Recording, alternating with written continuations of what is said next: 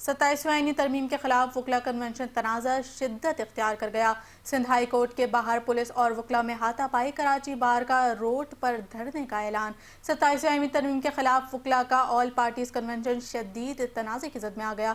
Sindh high court کے باہر police اور وکلا میں ہاتھا پائی اور دھکم پیل ہوئی، جس کے بعد کراچی بار ایسوسی ایشن نے ہر صورت کنونشن منعقد کرنے اور اب سندھ ہائی کورٹ کے سامنے مین روڈ پر دھرنا دینے کا اعلان کر دیا۔ پہلے convention high court bar hall میں طے تھا۔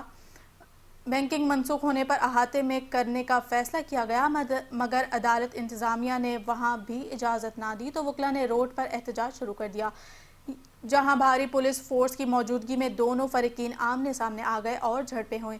کراچی بار کے صدر عامر نواز ورائش نے کہا کہ ہم پرامن احتجاج چاہتے ہیں، مگر وکلا کے حق اظہار رائے کو کچلنے کی کوشش کی جا رہی ہے، ہم کسی صورت پیچھے نہیں ہٹیں گے۔